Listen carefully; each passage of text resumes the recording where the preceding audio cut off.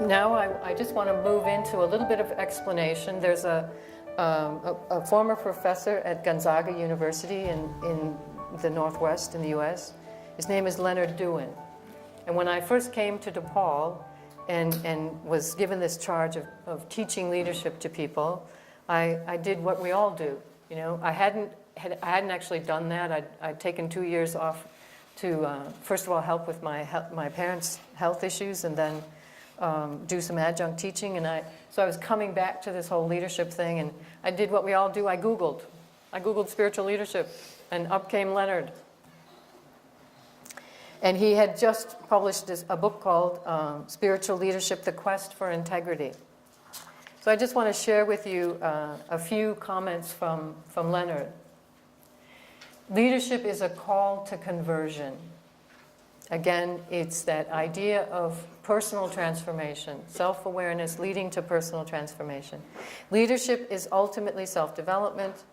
And to this one, even the Chinese sisters found a lot of solace in. To be a spiritual leader is a lifelong task, not a burden. You know, I had one young Chinese sister who, you know, they all had this attitude that they'd been elected to leadership in their communities because nobody else wanted to do the work that they were going to have to do, and it was just this horrible burden. And she was like, oh my God, now I see this as a tremendous opportunity for my own growth and development. You know? So Leonard says it is the personally enriching call each one of us has received. So you have that booklet I was introduced to, A Call to Serve. You know, this is a call. You know, don't think of it as again, something that other people have chosen you to do, but it's really a call to be in this position and to grow in ways that you might not have imagined. Leonard says, leadership is not achieved by adding on to our administrative know-how, but by journeying inward and discovering values in our own heart. So your leadership development is very interior. Growth in leadership is a movement away from self-centeredness toward greater self-transcendence. And I'm going to say a little bit more about that. But for me, that's where spirituality and psychology come together. It's a progressive discovery of others and the world we share. So again, it's this movement from self to others. Yeah, so it's this cyclical thing, you know, that I keep learning more and more about myself, become more effective personally in how I show up as a leader, and with others, create organizational effectiveness, which also helps me learn more. Being with others helps me learn more about myself. So it becomes this cyclical thing. So the first step is self-awareness. Kouzes and Posner have a book called The Leadership Challenge. They say leadership development is self-development. The instrument of leadership is the self. And the only way you can be better at leading other people is to learn more about yourself, because you can connect to other people through your knowledge of your own journey and what it means to be a complex, wounded, gifted human being. So the mastery of the art of leadership comes from the mastery of the self. The quest for leadership is first an inner quest to discover who you are. Learning to lead is about discovering what you care about and value, because you're not going to be able to influence other people unless you're able to show the passion that you have for whatever it is that you're trying to do together. So you've got to get in touch with that yourself and be able to embody that, be able to model that passion. The second step is transformation. And one of my favorite spiritual authors is Thomas Merton, the American monk and activist, social activist. And I think this quote from Merton is very compelling. He says, our real journey in life is interior. It is a matter of growth, deepening, and an ever greater surrender to the creative action of love. Those who attempt to act and do things for others or for the world without deepening their own self-understanding, freedom, and capacity to love will have nothing to give others. And when I put this quote from Merton into the context, for example, in the United States of the 2008 financial debacle, I think, well, hello, you know, that's who was running the show here, the very people Merton's talking about, right? He says, they will communicate to others nothing but the contagion of their own obsessions, their aggressiveness, their ego-centered ambition, their delusions about ends and means, their doctrinaire prejudices and ideas. You know, so that's, I mean, if you want to understand what's going on in the world, it's, for me, the key here is that we've lost the understanding of what human inner development is really about. We've so focused on the external, get it done kind of thing, that we forgot that we put people in charge of major organizations and institutions within human society, that we haven't grown up. You know, we haven't given them the process of growing into the kind of person who can do that well and effectively and with the greater good in mind. Could I have a water? Can I have my water? It's right there. It's filled. As I mentioned, I'm involved now with the Vincentian priest, Hugh O'Donnell, in teaching Catholic sisters and priests. And we, thank you very much. We share with them this letter from a cardinal who was Vatican Secretary of State in 2009. And I just want to emphasize, thank you, this section of the letter where he says, there is an urgent need to pay attention also to the human formation of the faithful, priests and sisters included, because the lack of human maturity, self-control, and inner harmony is the most frequent source of misunderstandings, lack of cooperation, and conflicts within Catholic communities.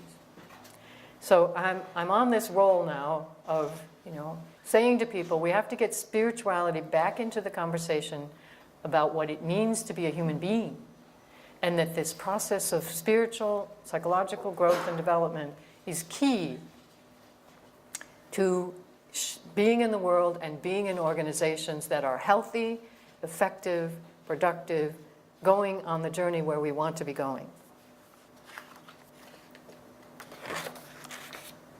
And I could do a whole course on this, but this is a quick survey in diagrammic form of the stages of psycho-spiritual development. Some theorists you might know have as many as 12 stages of that, but Ken Wilber is a philosopher and theorist that I study, and he's given us just 3 steps. You know, we move as human beings, as infants.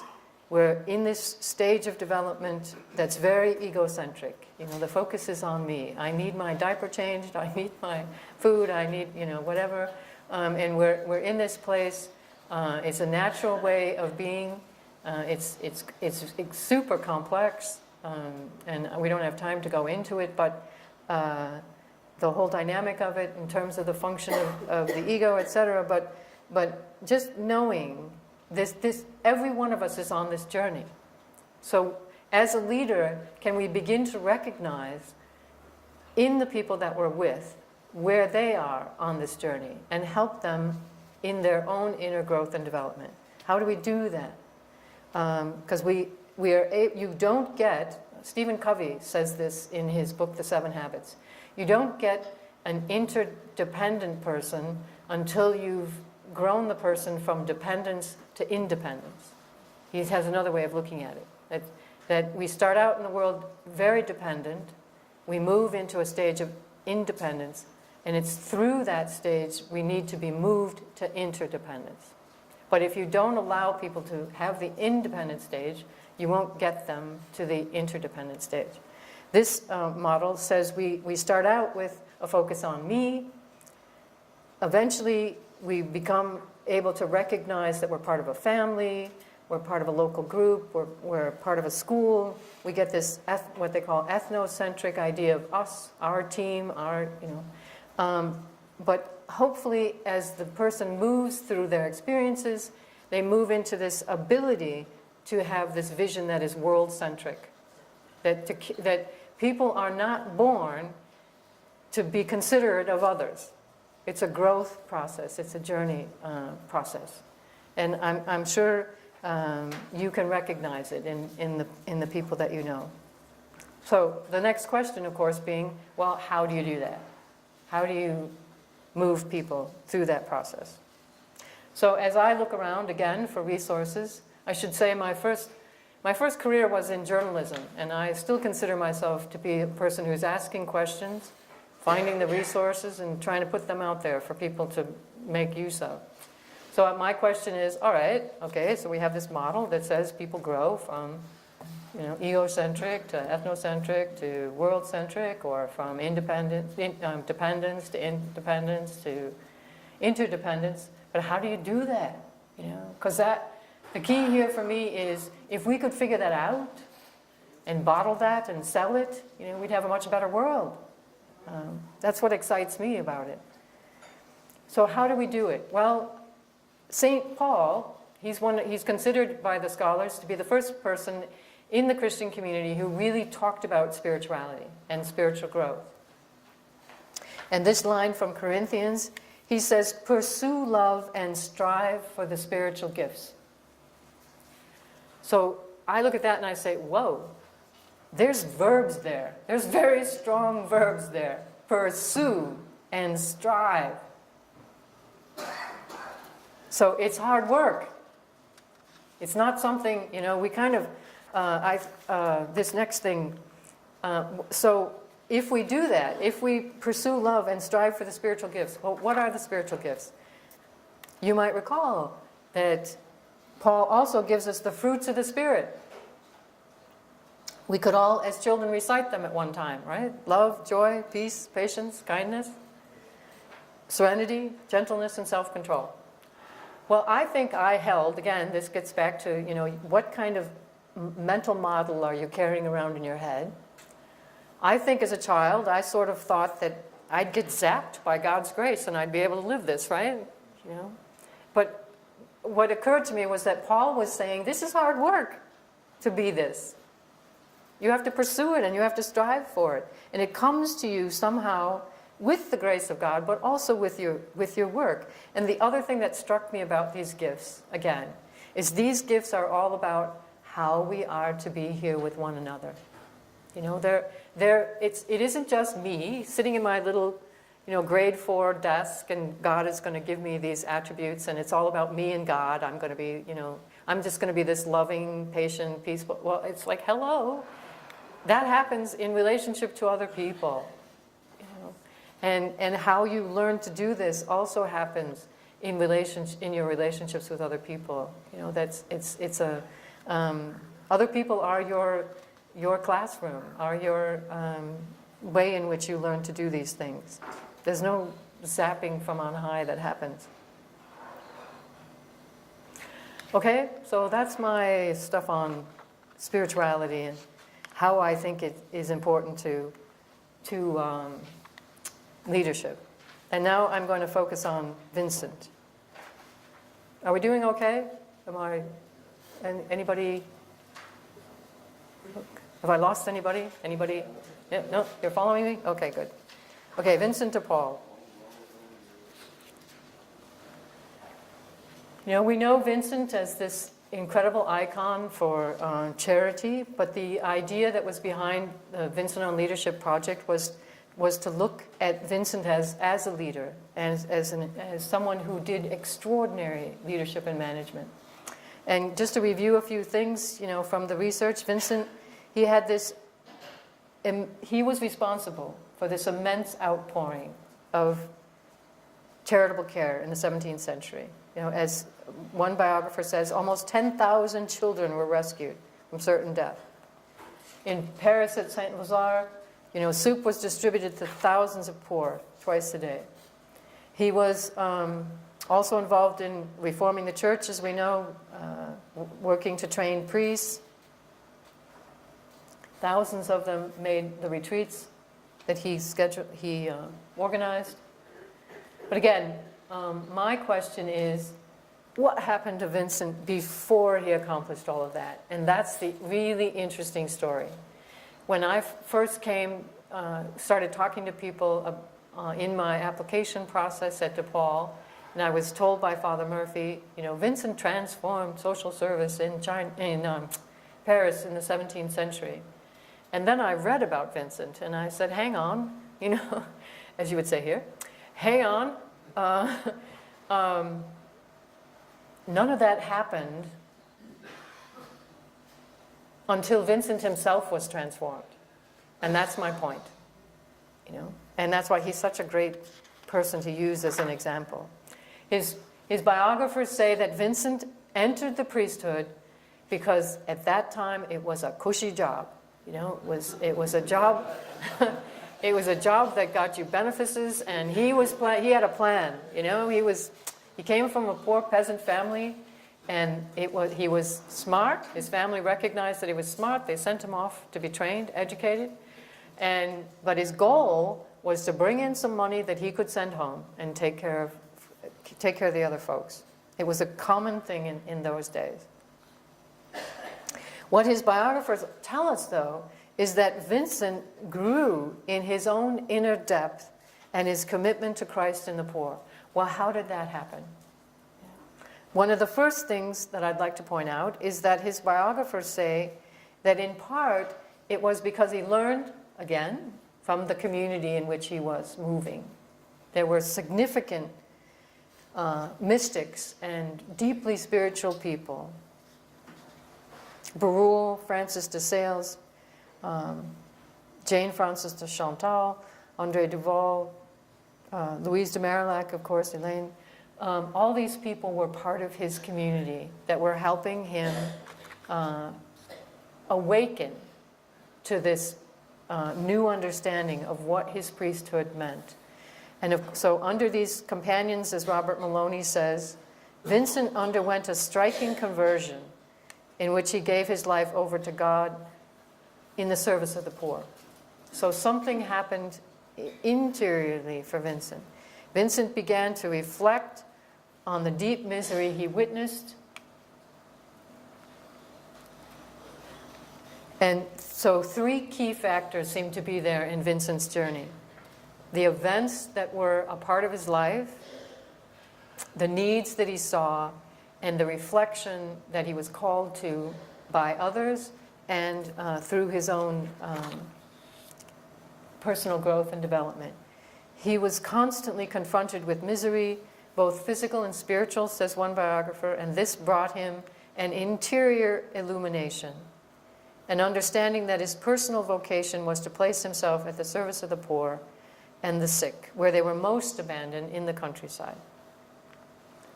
And Vincent spoke of the need to take time for prayer and meditation in order to be sure that one's actions had integrity with the mission and call.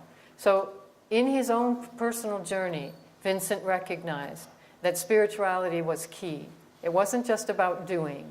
It was always returning to the process of reflection and prayer and making sure that I am the movement of God in the world, that God is coming through me. And this transformation was profound.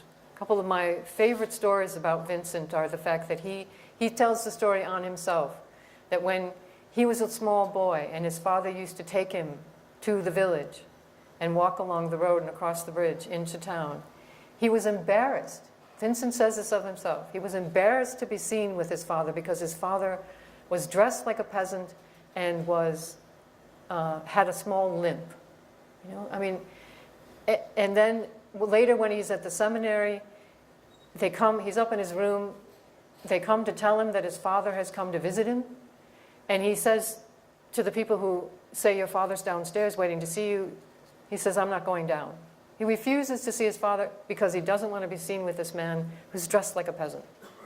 Those are incredible ego stories. I mean, this guy had a huge ego. If, as a small boy, he was already aware that he didn't want to be seen with his father because he limped a little.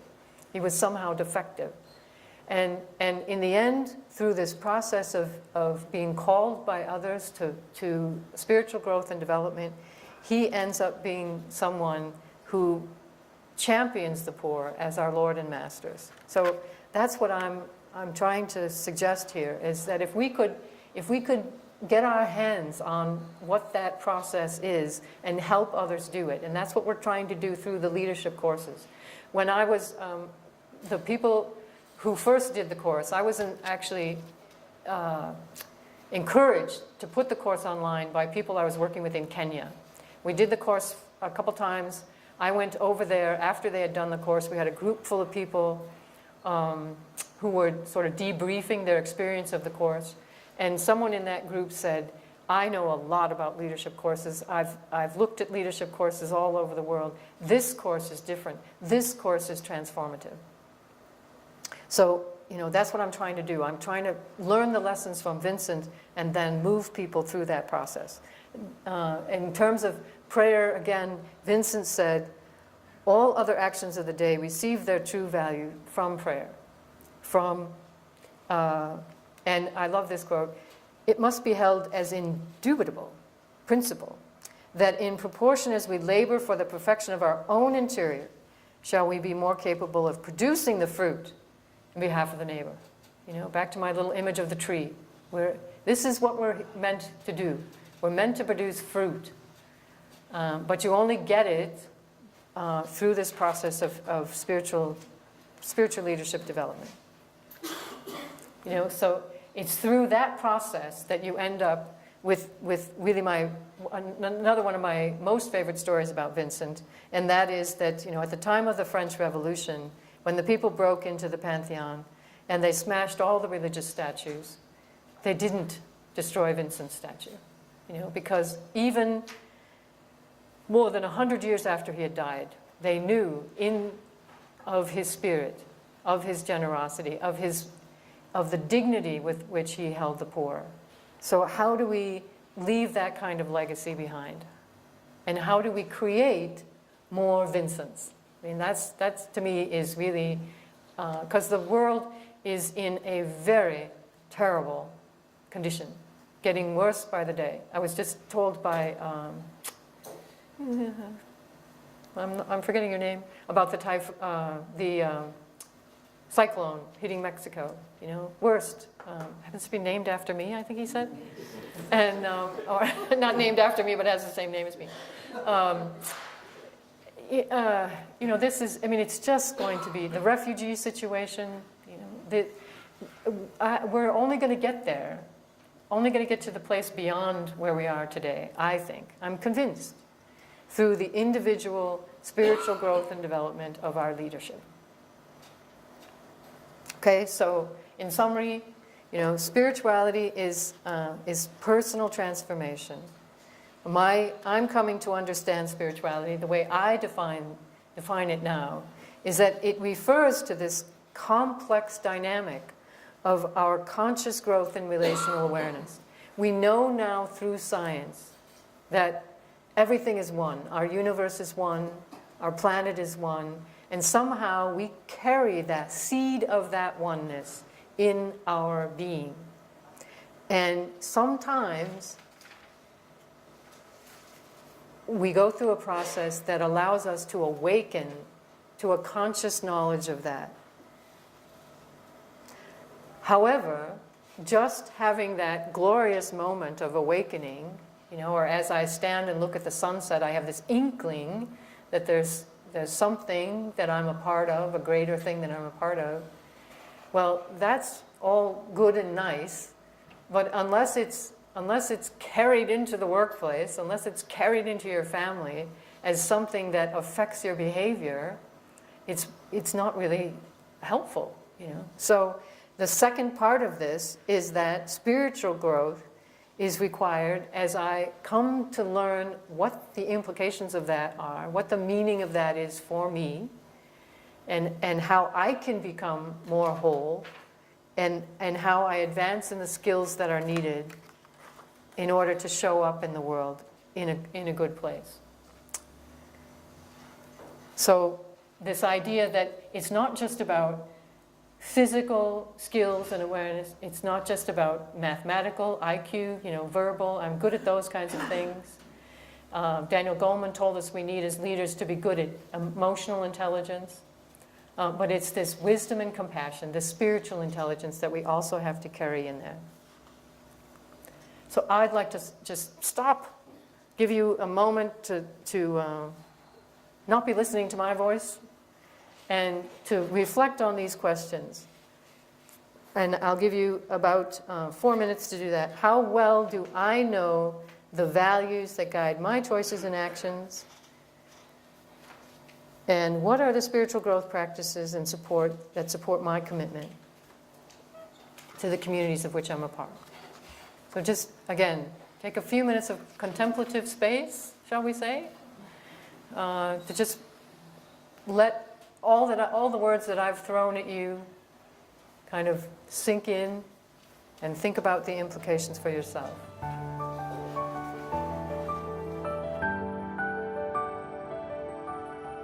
I just want to move into this final segment here, the third step, organizational and societal transformation.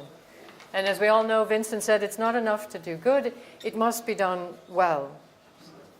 So part of, as I said, some of the work that we're doing at the project is rediscovering Vincent as a leader. And another quote from him, "The poor suffer less from a lack of generosity than from a lack of organization." And I would like to suggest that it's not just the organization of the task. It's today, my observation would be, how are our organizations healthy? How are our organizations not only doing the task, but healthy places for people to work and volunteer, and which will attract more people and do the work, be witnesses to the world of what we're talking about. As we all know, Vincent was this amazing organizer, founded and managed and inspired, as Dr. Murphy says, all of these institutions, the Daughters of Charity, the Sisters of Charity, the Ladies of Charity, ongoing, this huge Vincentian family. Dr. Murphy also likes to point out, that Vincent was given this carriage company by the poor, by the king. He owned and operated this transportation company. The king got so tired, as Dr. Murphy likes to say, of him asking for money, he just said, "Here, take this company over and run your stuff off the profits." Vincent as a communicator, Vincent wrote 30,000 letters. He didn't have email. And so Vincent put a high value on being connected to people and sharing information with people and encouraging people through his writing, his letters, and his conferences. And if you read his conferences, he's even got tips in there on how to communicate. And when I first read that, I was like, there are consultants who are getting thousands of dollars to do communication skills workshops today, and he was doing it, hundreds of years ago. He was alert to it. But Vincent's spirituality, his values, and his courage and his skill led him to give women an active role in the church. This is a remarkable thing that Vincent did in his day. And he was very strategic about how he did it. The collaboration between Vincent and Louise led to new organizations dedicated to service in new ways within the church. And into this legacy came Frederick Ozanam and his companions years later, and they worked on the same kind of values: assessing, planning, organizing, coaching, collaborating, training, and educating. Same kind of practices that Vincent encouraged. And that brings us to today, and with this collaboration that I'm so happy to be involved in between some of the states here in Australia, and trying to bring this transformational values-centered Vincentian leadership to the people in the society. So this idea of